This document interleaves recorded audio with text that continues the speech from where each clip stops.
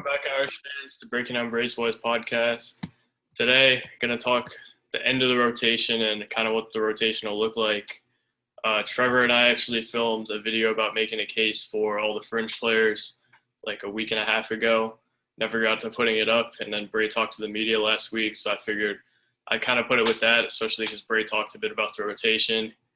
I also have a lot of thoughts on kind of his comments, and not sure I agree with exactly what he said. So I'll put his two little blurbs about the rotation in here, and we'll be back in a second to discuss it. We got 5 of our top 6 scorers back. We got a pretty good group back. And when you add Paul Atkinson, we have 6 men that have played a lot of basketball. Now, who's going to be 7 and 8? Do I go deeper than 8? No. Well, I was going to say, who's going to be 7 or 8? This is the year. Yeah, here we go. Or 9. Yeah, is he going to play 10? Anyways, those are 6 old guys that know how to play. And it's a great place to start. The big things is who else is going to emerge other than those 6? Again, I have a lot of confidence in our freshmen. The 2 local guys are really, really good players. They've had a very good summer. They're ready to compete. They will be part of the rotation. And then it's a matter of which one of those young bigs helps us. Is it Elijah Taylor, who's gotten healthier and is back in practice? Is it Matt Zona? I think that's one of the things. And you know what? That could be a rotating deal throughout the year. But why do you have to play another big? Maybe we just keep playing guards. All right, so now you heard Bray essentially said that the rotation would stick at 8, which he's done for years, and then also said that Blake and JR will be in the rotation, and he's looking for contributions from either Zona or Taylor. To me, that math checks out to be 9. He did kind of joke that they could only play guards. That would be stupid. If you look at I'll just start here. If you look at the 3 biggest problems Notre Dame has had over the past probably 5 years, number 1, defense. I'll talk about how the rotation helps that in a minute. Number 2, physicality down low, which kind of ties into defense also.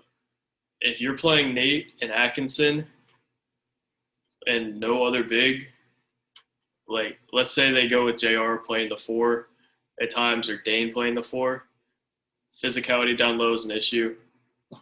If you only go with 8 guys and then you leave out a guy like Elijah Taylor, you leave out a guy like Tony Sanders, and you leave out a guy like Robbie Carmody, who are all great defenders, maybe not great defenders, but better than what you have otherwise, defense becomes an issue. And defense can also not be an issue. I'm not saying Bray's going to do what Leonard Hamilton does, because I don't expect that. And I'm not saying maybe this program isn't right for Leonard Hamilton's style anyway, but Leonard Hamilton throws waves of guys at other teams. And look how they've been defensively over the years. Notre Dame, over the past few years, has really struggled defensively, especially after losing Gibbs and Rex. Look at Notre Dame's numbers versus Florida State. Because their guys are sitting on the floor, they're running up and down like Bray likes to do. Something has to give if you're gonna run the whole game, and you're gonna have to keep up offensively and keep scoring to beat other teams. And the guys are playing 38 minutes. Something's got to give, right? What gives in the past is defense.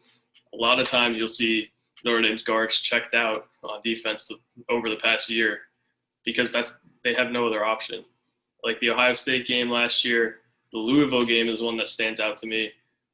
That zone they were playing to save their legs a lot of the season was because they didn't have depth. And 8 is deep, but if you really want to take the next step like you've been talking about for years defensively, and especially this offseason, if you want to take that next step, I think you got to play your best defenders at some point, get them on the floor.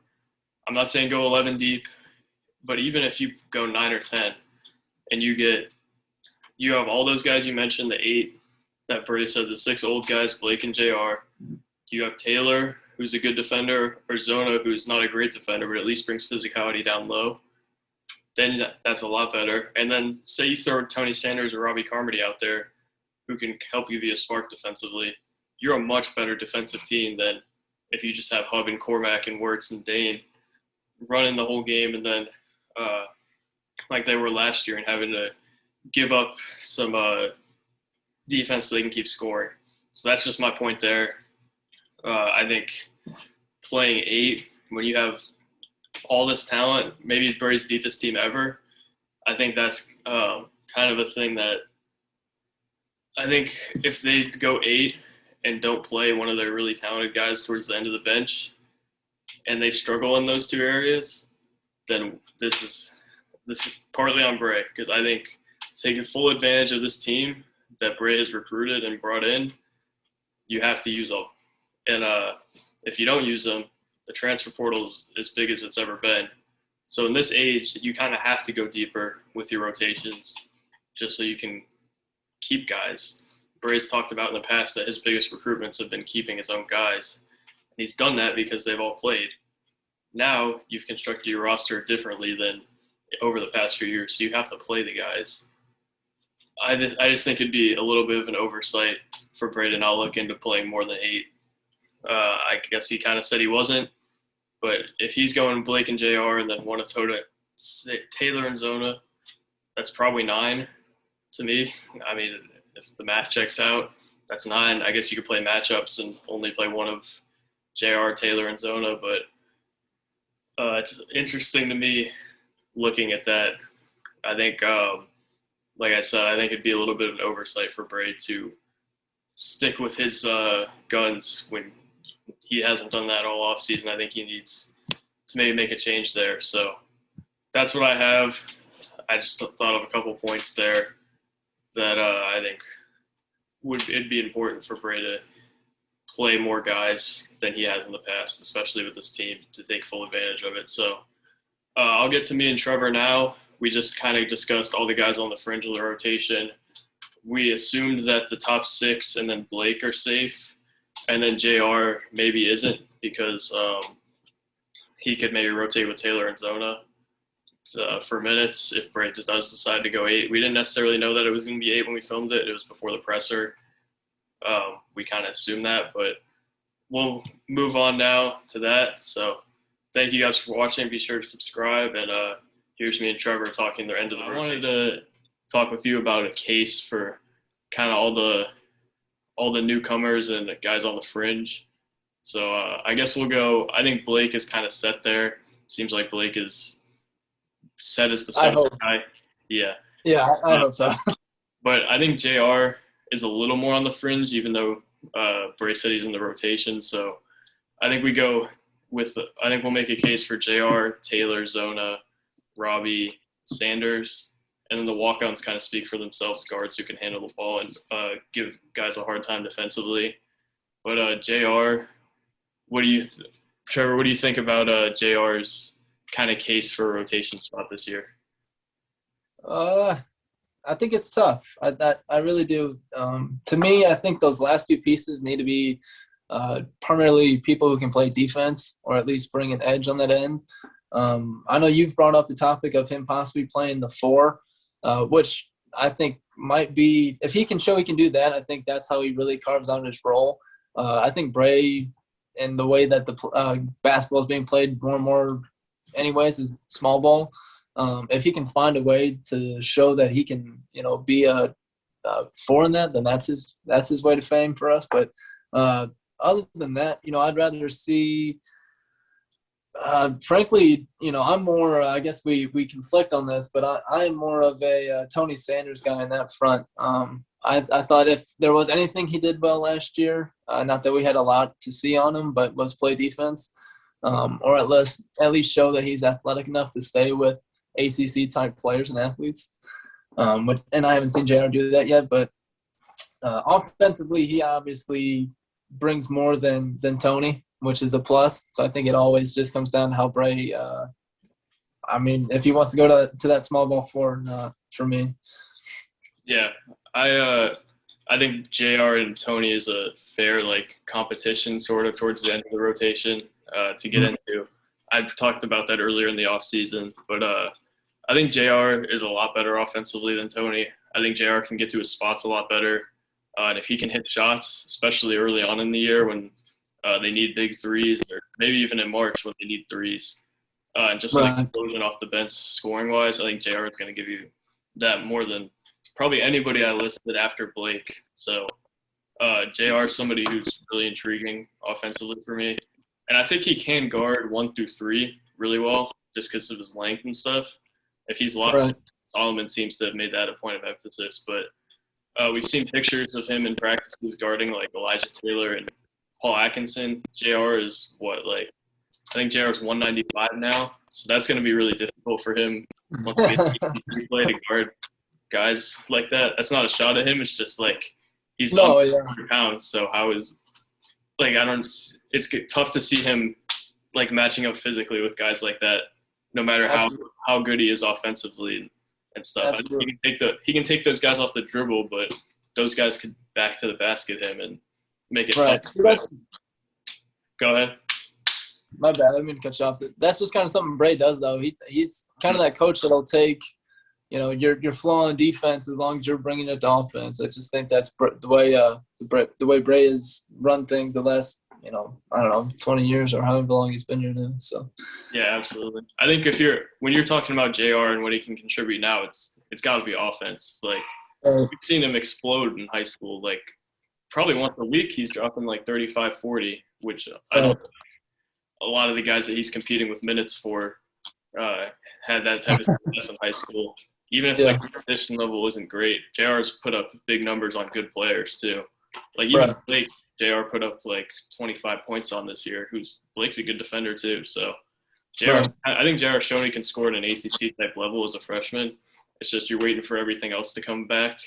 And if the staff thinks that having him out there with some of his flaws as a freshman, which hopefully will be flattened out by the time he's an upperclassman, I think it's probably worth having him out there if the staff thinks it's worth it.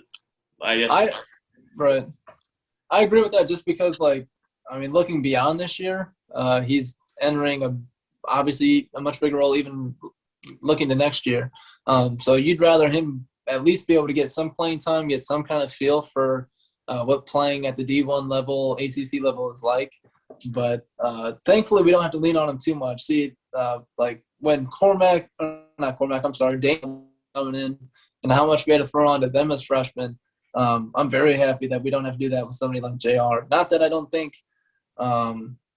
he's a talented player. And obviously, like you said, offensively, he had crazy outbursts in high school that show he's ready on that side of the ball. I'm just glad he'll be able to kind of do it like the traditional Notre Dame way of by year 3 or 4, he's ready to be somebody that you're kind of circling or opposing coaches are circling on somebody they might have to stop. So. Yeah, absolutely. So we also talked about Tony Sanders, and I think his case is a lot different than JR's. JR and him both are pretty versatile, but I think Tony can guard the 4 a little bit better than JR can. And Tony's a guy who I think his main thing is defense. That the main thing you're looking for out of him is defense. And with a coaching staff that's really emphasized that this offseason, I could see them kind of leaning that way. Even if they're really impressed with JR offensively, Tony could work his way into some games that way. I think you're more of a Tony guy than I am at this point. So I'll get to you. What do you think about Tony and either his chances or just what's it called? Or his case to get minutes this year? No, right. Well, for his case, to be honest with you, we only got to see him for 5 minutes per game last year. So there's not a whole lot. And even in those spots, I think he got to start, was it against Miami? I think Bray started him, Jonah. Yeah. So other than that, that was like the only real chance. And he didn't do anything that truly stood out. He hit some, threes when it came his way and stuff like that. The big thing for him and JR is going to be rebounding to me.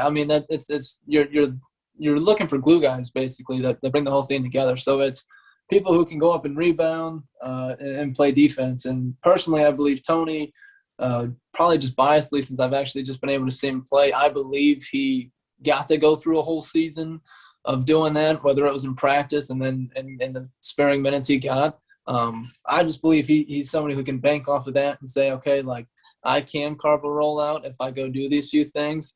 And given the coaches that we've brought in, I'm sure they've been able to get in his ear and say, hey, man, like you really have a chance to, get into this rotation by doing X, Y, and Z. So my case for him is really just his God-given length and height, 6'7". We don't really have a lot of those guys. We have most people, 6'5", 6'4", 6'3" for guards, and then him and JR are 6'6" and 6'7". So there's really only two guys that can play that 3/4 spot, which is something I think our offense has missed the last few seasons. So that's about all I got on Tony. Yeah, I mean, I think I lean JR, but I think if it really just depends on what the staff's looking for right now. Like, if they want a guy who can come off the bench and hit 3 threes in a row and then come out of the game, that's JR. But if a guy who's going to maybe get you a bucket here or there, but he's going to kind of be a glue guy, like you said, not to diminish his skill set offensively. I think the glue guy thing comes with that sometimes. But if Tony's a guy who can really scrap for some rebounds, play hard defensively, and kind of just keep things from falling apart as a glue guy does. Right. Just kind of depends on what they want, and maybe that changes matchup by matchup. But I believe it will. I think you're right on that. Yeah, but I have JR for now. So moving on to another guy who isn't really competing with anybody on the fringe. Blake is kind of taking his spot in the rotation unless the staff is high enough on him to give him minutes while also giving Blake minutes. We're going to talk about Robbie Carmody here. There's not too much to talk about because Robbie, we haven't really seen anything from in a while. It's tougher to evaluate him right now than it is the freshman because of the play. We don't even know. We've seen what Robbie can do when he's healthy in ACC play, like against UNC. We saw a quick scoring outburst from him.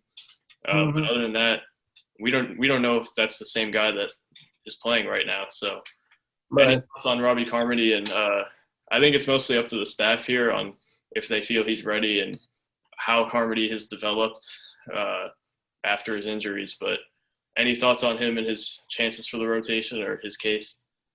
Yeah, I think the coaches are kind of stuck in a tough spot with him as well. You'd love to see him get in there and play, but you're also kind of being realistic with yourself and saying we really need to be looking next year and 2 years out kind of by getting somebody like Tony or JR those minutes.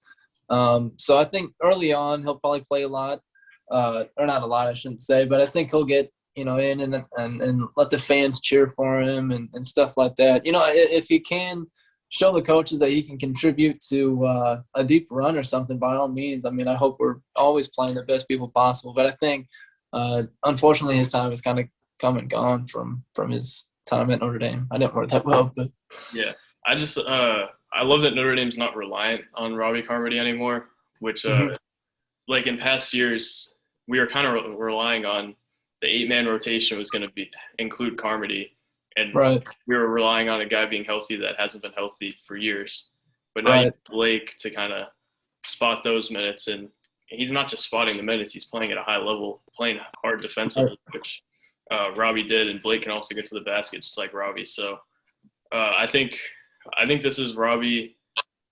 I don't necessarily know that Robbie's going to take minutes away from people, like take a role from Blake or JR, but I think if Robbie looks good enough in practice, then they're going to find a spot for him. If not, then we'll see what happens there. Does he have a role? Does he? I think it's all up to how Robbie plays. I don't know that he's necessarily beating guys out right now, but if he's good enough, he's going to play. Maybe not necessarily over a guy, like I said, but yeah, that's all I have on him. Any closing thoughts on him? I know it's kind of hard to talk about a guy we haven't seen much. Yeah, I mean that's really all it is. That's the only thing I was gonna say is when his first few games at Notre Dame and the way he played, like it was really cool. He pulled that whole freshman class together so well. Prentice was the point guard, Dane was the spot up shooter kind of guy. He was the guy that kind of got in between all that and almost did the dirty work, if you will, offensively especially. But if he did end up playing over anybody, Ironically, I think it'd still be Tony Sanders. I hate saying that. I just made the case for him and stuff like that. But I think he'd fill into that role just because I believe JR is that talented offensively that you'd want to play him. So Yeah, definitely. So then the last two guys we're going to make a case for is two guys who are also kind of in a log jam like JR and Tony are, but we're going to talk Matt Zona and Elijah Taylor real quick. Both guys who are different, but guys Notre Dame's going to need. I think they're going to need at least one of them in that 10-man to complement Atkinson or Laz down low and spot in minutes. Like you were talking about with Atkinson's foul trouble.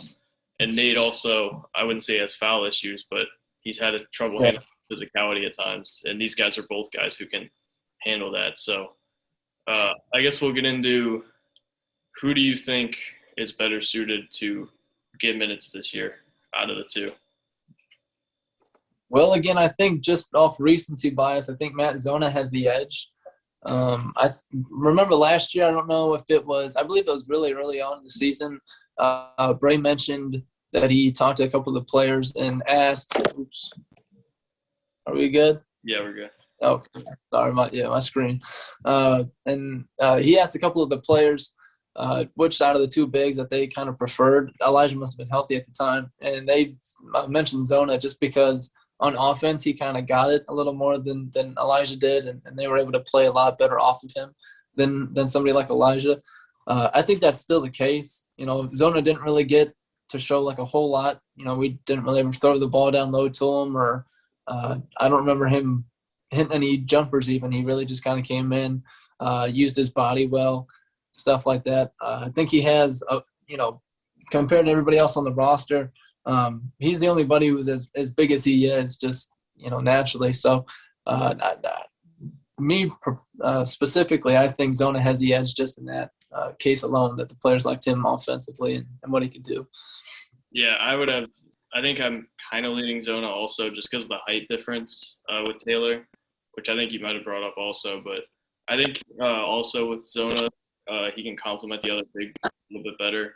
Just because I think he's a little bit better of a shooter, can kind of work with his back to the basket maybe a little better, whereas Taylor's more of a face-up guy, which is kind of harder to fit into the offense for a guy playing his first year. I don't stretch the floor as well either, but to me, I think they both get a shot early on, and then we kind of go from there. Taylor, I think, has a huge advantage defensively with the way he can switch on to guys and move and block shots. I think he does that a lot better than Zona. Could also be if Zona has improved in that aspect. Like if Zona can move better, maybe block a few shots, then we're in good shape. But I think the rebounding kind of cancels out. But where it's really going to come down to is Taylor's defense more needed than Zona's complement to the other big. Zona I think has the edge offensively, and Taylor has it defensively, which is kind of why I like the 2020 class, even though it wasn't a sexy class or whatever. It's just got all guys that are different from each other and can help the team in different ways. Right. They all need each other. Yeah. So that's what I like. I think they'll both get minutes early, depending on matchups. Like if a guy like Chris Likes is playing against Notre Dame, I have a hard time seeing them throw Zona out there, trying to have him switch on Chris Likes. But Taylor is a guy who can move his feet and stay in front of guys like that, and they can both bring energy off the bench, which is something that's needed, and help with the physicality down low. So I love watching me some Matt Zona excitement. That dude gets he's a trip, man. He's a trip. Taylor has the same way too. So good. What's it called? Good spark guys off the bench, even if neither are going to make huge scoring contributions. But I think I like Zona a little better for now, but I'd like to see them both get shots early, and then we kind of go from there. But anything else on them two? Yeah, the more we talk about it, the more I have to come to the idea of because you mentioned Taylor's height kind of being something that was kind of a downside for him. Maybe the idea of moving Nate to the 5, say Paul gets in early foul trouble, Nate slides to the 5, Elijah to the 4, obviously. To me, that's still a nice duo. They obviously play off each other really well. And I, like you were mentioning, I love Taylor's just what he could bring to the defensive side of the ball, and the fact that he can move laterally a lot better than Zona. And with the teams that we play, given the ACC, and if we're making tournament runs, you're going to be playing athletic dudes. Not saying Zona doesn't belong or anything like that. I just think that's something that you can hang on Elijah's hat more than you can hang on Zona. So for Taylor, I really don't know what to expect for his offensive game. I remember watching his high school highlights, and he was shooting some face-up, jumpers, obviously, mid-range jumpers and stuff like that. But, I saw that in zonas as well, and I think he took like 4 or 5 jumpers on the whole year or something like that. So they're obviously never going to be like the guys we go to. We're talking about people on the fringe, obviously, for a reason. So, again, it's unfortunately just going to be a matchup-based thing. But the only thing with Taylor that I prefer over Zona is the fact that I really do think Taylor's going to come out and rebound better than Zona right off the bat. So that's something that I'll give to Elijah as well. Gotcha. Yeah, I think I'm not saying it's going to be Zona, but I think towards mid-season we'll kind of know which one of them is going to be more of a Absolutely. Which one of them is going to step up, I think, at some point. Yeah. Maybe it'll be Taylor. I think it could be Taylor based on what he brings to the table. And if Zona has the same performance he did last year offensively, then I think you go Taylor. But I have faith that Zona's going to kind of emerge more, and that experience is going to help him. So definitely going to be interesting to follow that. But overall, I guess we'll cap it off with, what do you think about Notre Dame being a deeper team this year? I think in past years we've just had some brutally small rotations. I think they went 6 guys in one game this year with Joe. Yeah. Overall, it's just been lack of depth has been a huge issue for Notre Dame. And you want to kind of speak on how the depth can help them this year? I think it's, pretty critical on any team that wants to make a tournament run or even just get to the tournament. If you watch, especially any Power 5 schools, they can just throw bodies at you, and not saying everybody that goes in has to have, like a quick scoring outburst or, but they all contribute, and you're comfortable with putting them all out there. And I think any coaching staff would really want something like that. So in that regard, I really like the idea of like the different possible lineups that we can see. Last year we were actually talking about before we went live, seeing like lineups like Trey, Cormac, and Prentice all on the court at the same time. I love the fact that somebody like Bray gets the chance of kind of figuring out who plays well with who and get everybody more into their own flow. I mentioned to you that Prentice played 37 minutes last year. I'm sorry. Dane played 33. Trey played 26. Cormac played 29. So to see how that all kind of figures itself out, I think somebody like Blake definitely throws a wrench in a lot of that, especially if he comes in and is the real deal, like we're all hoping. But looking at some of the possible lineup ideas, even, you can have things, say Prentice goes out, you can have Trey, Cormac, Blake, Dan, I don't know, there's just so many options, and it's really cool. It's something that, I'm excited to see for the first time in a while myself. What about you? Yeah, I love the part where you talked about throwing bodies at people, because I think that was part of the reason they were so bad defensively at times, just because these guys are really working offensively to run, and if you can't have stamina and there's no crowd to help you like there wasn't last year, right? And you can't throw guys, how are you going to be good defensively? So, right, good defenders off the bench like Blake. JR has good length; he can be pesky even if he's not fully developed defensively yet. He can be really good. Blake is going to be a good defender, like I said. Taylor and Zona can provide some physicality down low. Sanders is obviously known for his defense and versatility on that end. And then Carmody is a guy who can really get into guys also. And then even the 2 walk-ons are guys who can get into guys and be pests. So definitely something I'm looking forward to seeing from Notre Dame, which has been a change, assuming Bray lives up to kind of what he's hinted at as a bigger rotation. So any closing thoughts before we get off of here?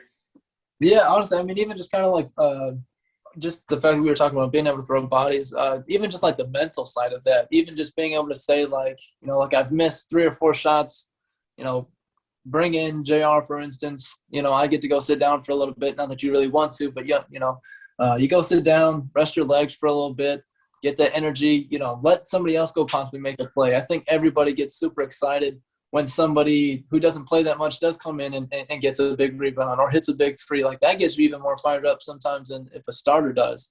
Mm-hmm. So then all of a sudden you're fired up, you're ready to go back in and play. You go in, you got your legs under. I mean, to me, it makes everything easier just for the whole team in general.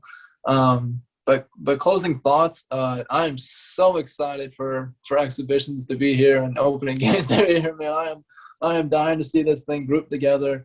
And let Bray kind of fall in, let him figure this whole thing out. So, for sure, same here. I hope there's a way to watch the exhibitions. Not really expecting one, but we might have to put you up there as a correspondent. But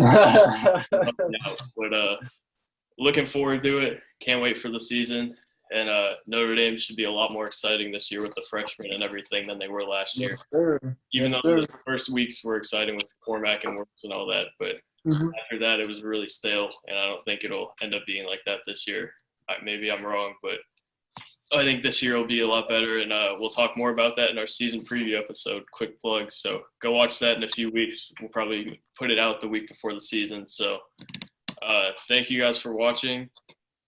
Thanks to Trevor for coming on. We'll be talking about Bray at some point soon in his future, so definitely check that one out too, and be sure to subscribe for more Notre Dame basketball content. So thank you guys for watching. Go Irish. Peace.